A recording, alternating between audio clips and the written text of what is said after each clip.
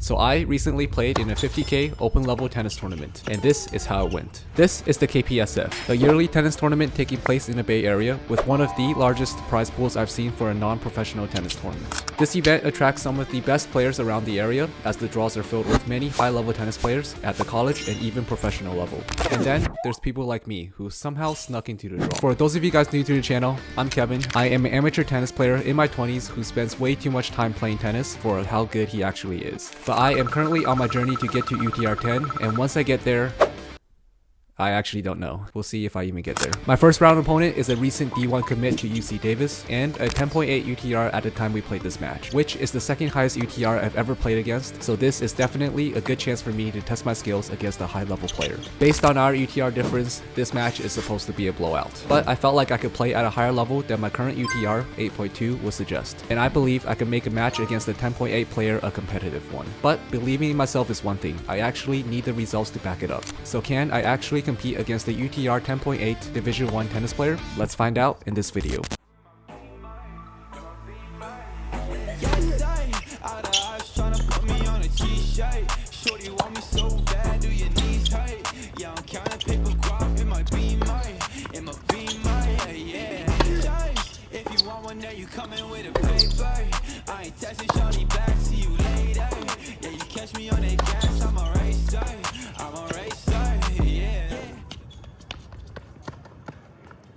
The first rounds of this tournament actually started in the middle of the week on a Wednesday, and normally I wouldn't be able to get out of work to play a tennis tournament. Work has been kicking my butt recently, so the uploads have been a little bit slower. But on this day in particular, it was actually my birthday, so what better way to spend your birthday than to skip out on work and go play a tennis tournament. And maybe if I tell my opponent it's my birthday, they might give me a game or two. This match was played back in September, so my birthday has long passed. I actually posted an Instagram reel on this match back then, so if you guys want to stay more up to date with what I'm doing, my tennis, my journey, feel free to check out my Instagram page and also drop a follow while you're there. The morning before the tennis tournament was actually quite hectic for me, so I'll quickly talk about it before we get into the match. Originally, my match was scheduled to be at 11 a.m, but apparently it ended up raining in SF the night before, which nowadays it wouldn't be too big of a surprise because the Bay Area weather is dry as a desert all year round except for the 3 months where I actually have more time to play tennis. All that being said, the rain happened in September, so it was a little bit unexpected. As I was leaving, I got a text saying that my match got pushed back to 1:30, which was no big deal. I was already running a little bit late, so this just gave me more time to get ready and get settled at the tournament. Anyways, I drove up to SF, and if you guys don't know about the parking situation in SF,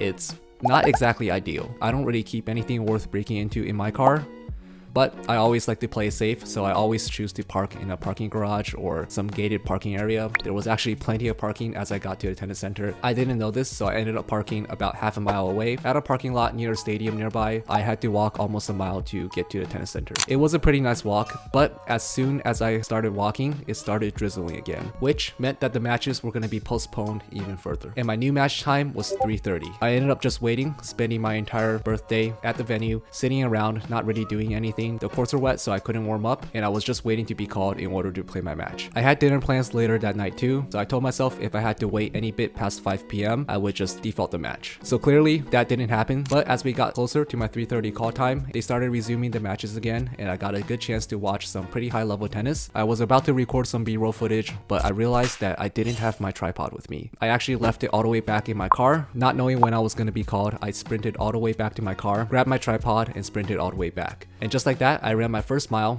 in over like 2 years. Funny thing is, I didn't even need to run to get my tripod because I ended up waiting 30 to 40 more minutes before I got a chance to get on court. The good news was I found one of my friends who was there for his sister's tournament, and he was able to warm me up before my match. So I got a good 20 minutes of hitting in before I got to play. I was feeling warm, maybe a little bit tired from the run before I finally got on court for my match at 4:30. Alright, sorry for the long intro. I just wanted to do a little storytelling, give you guys the context of the match. Now, if you guys are here mostly for the match play and don't want to hear me talk that much, instead of complaining in my YouTube comments, there is actually this very cool feature on YouTube where if you just click the bottom of the video, you could actually skip ahead and you don't have to listen to me talk. Like I mentioned before, my opponent this time is a Division 1 tennis player going into UC Davis, and at the time we played, he was a 10.8 UTR. Not sure what it is now, but probably around there, if not higher. He's built like the ideal prototype for a good tennis player. He's tall, he's lanky, and his game is pretty much what you would expect from just looking at him. He has a big serve, serve, heavy ground strokes, and moves around the court really well. I came into this match knowing my opponent was going to be tough. Given that he's a player with the second highest UTR I've ever played against in an official match, I wasn't putting a lot of pressure on myself to win, but I also wasn't going to just roll over and give up. My game plan going into this match was just to play super consistent, do what I'm good at, which is hitting from the baseline and just making my opponent have to earn his points. I got some advice recently from some pretty high level tennis players on how to do well or even beat a better player, and essentially what I was told was contrary to what you might think, the goal is not to overplay and hit hard. In my last match where I played against a professional tennis player, I definitely went overboard trying to hit hard, heavy, and played really out of my own comfort zone, and still got ran over even when I was going for it because, well, the guy was a pro and he kind of is just better at everything. Now my opponent today is good, but he isn't at that level. He's not a top 500 ATP pro, so I knew I was going to be able to get in more rallies, play my game more, and be more competitive. So the first plan was just not to overplay, make my opponent beat me, since he most likely expects that he's also going to be able to beat me pretty easily, so the pressure will be on him to finish the points. And quickly I found out that my opponent's playstyle was just a very consistent baseliner. He hits pretty hard and heavy shots and will try to move me around from the baseline, but he rarely comes in and plays aggressive at the net, which does make my game plan a little bit tricky since he'll likely be used to playing long rallies, be a lot more patient, and won't miss as much.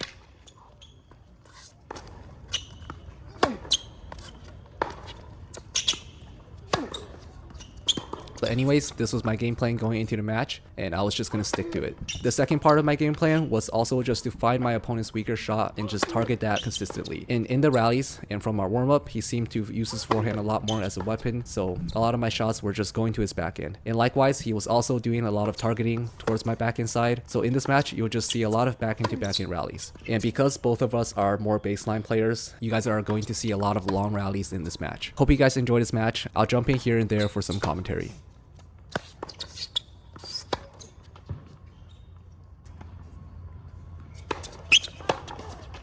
So I get a pretty easy hold, serving pretty well for my standards at the moment. Overall, I think my game plan is working out pretty well. When we get into rallies, I do find myself winning about half the points, if not maybe even more at this point. I am missing the occasional neutral ground stroke like that previous one, but overall, I think I'm playing with decent margins, especially since we're playing at a relatively higher pace than a lot of my other USTA or UTR matches. I'm not really too mad about a miss here and there. Good hustle on the point right there, was able to dip the ball and force him to pop up a volley and get a miss from him. Kind of a close one though, so maybe a bit of luck from my end because I didn't really do too well on my backhand there, but I'll take that point. And here you get to see a nice underhand from him. I actually started backing up a lot more off his first serve, so he saw the chance there. But yeah, breaking his serve will be really tough if he's making all his first serves. And I know my returns aren't that great. I recently noticed that my split step and my preparation for returns are a bit flawed. I tend to split step backwards or even in place rather than move my body weight forwards. It's something I've noticed from watching this footage back, which is why I highly recommend people record themselves and watch themselves play tennis, because otherwise I would have never picked up on this stuff without a coach. And Coach Kevin, link in the description below for a discounted Sweet Vision subscription if you guys are interested. Anyways, since my opponent has a strong serve and I didn't feel too confident breaking a serve, I really had to lock in during my own service games and win them. With that in mind, this might have put a little bit extra pressure on me, and I think when it came to those certain tight moments, facing break points or game points, I occasionally got tight. I wasn't really missing a lot of serves and wasn't double faulting yet, but all it takes sometimes in my service games is just one double fault for me to get mentally nervous, and I just gotta make sure I'm locking in my service games. Anyways, this game was definitely an important one for me to hold, so let's see what happens.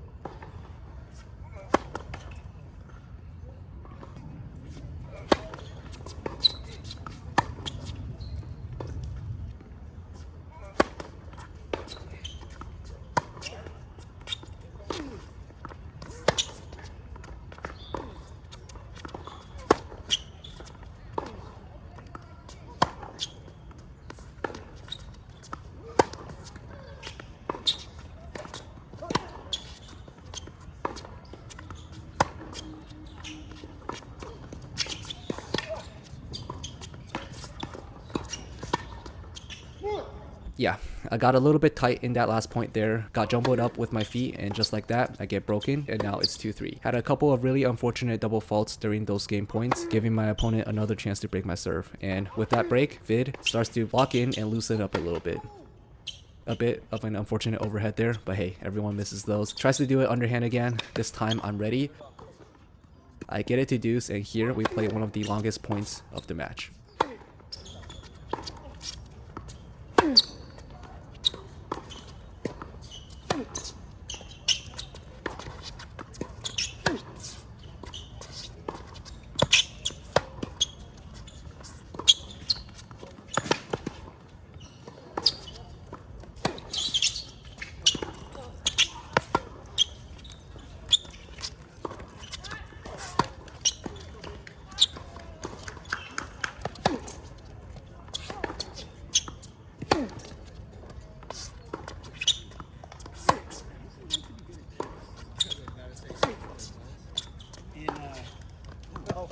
Just missing that backhand there, a bit of a sad way to lose that rally. I actually felt kind of good about it when I hit it, but regardless, my opponent extends his lead to 2-4. Here, while I'm looking to hold and keep myself in the set, the small errors I'm making here and there, especially those double faults, especially during those important points, were definitely making me more frustrated. And even though I was giving it a good fight, I found myself a bit checked out at this point in the match.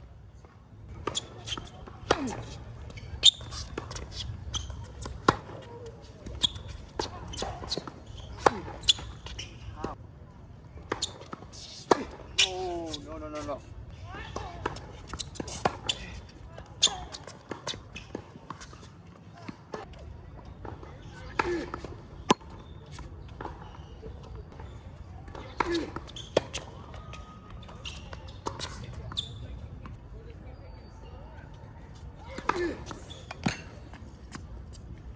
I ended up dropping the first set 2-6 after getting ace 2 times in that service game. Definitely need to work on my returns after this match. Getting a little bit frustrated from the errors I was making in the first set. I felt like I was hanging in there with him, but just losing those important points and missing my chances. Also giving away too many errors, especially double faults, which is something I have complete control over. I took a little bit of a longer break. I went to get water, kind of just calmed myself and got ready for the second set. Going into the second set, I just kept reminding myself to stick to the original plan, play consistent, make him beat me, and I'm happy to say I think I did a little bit of a better job sticking to it in the second set. But one thing that did happen in this match was I was getting a lot more tired. The question now becomes, can I last long enough in the match to find my way back into it, or is it a little bit too late?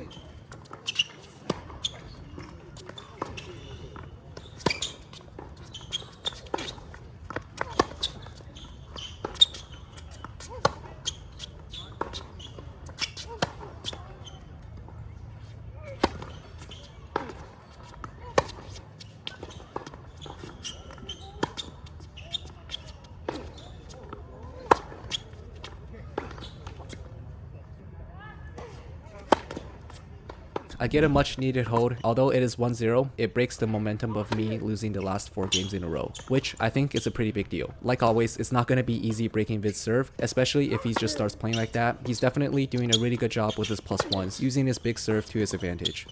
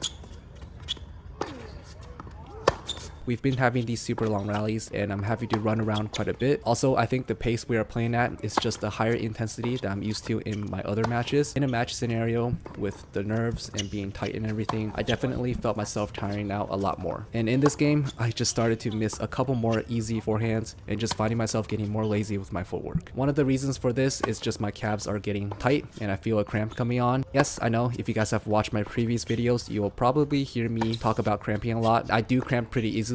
I think it's mostly a mental thing. Like I mentioned earlier, when the match gets intense, I get a lot more tighter. Fatigue comes a lot easier. But also, to be completely transparent, I didn't do a good job of hydrating before the match. I actually came to SF with only a water bottle, a backpack, a tripod, and 2 rackets.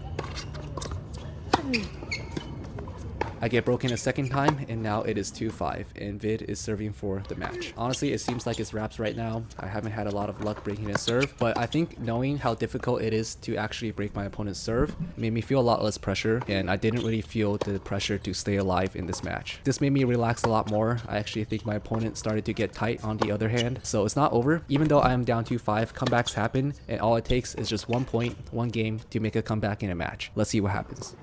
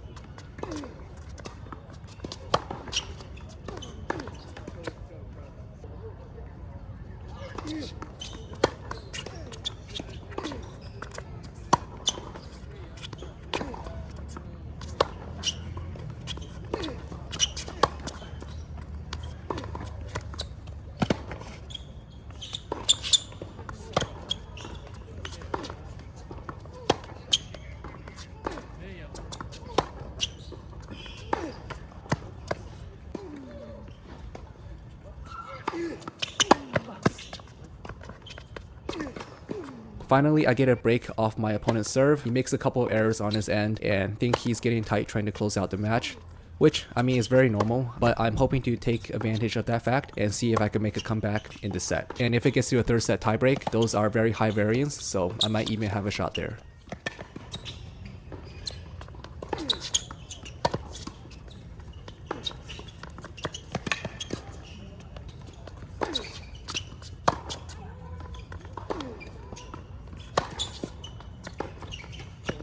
In the middle of that first point there, I actually started cramping in my right calf. I somehow won the point in the end, but then my movement got completely compromised from here on out. I still feel pretty confident about getting a hold on my service game, and I told myself that if I could just get it back to 4-5 somehow and break my opponent's serve again, which I've done once, so I'm feeling more confident about doing it again. Who knows what might happen. But yeah, that's pretty much it. Let's see how this plays out.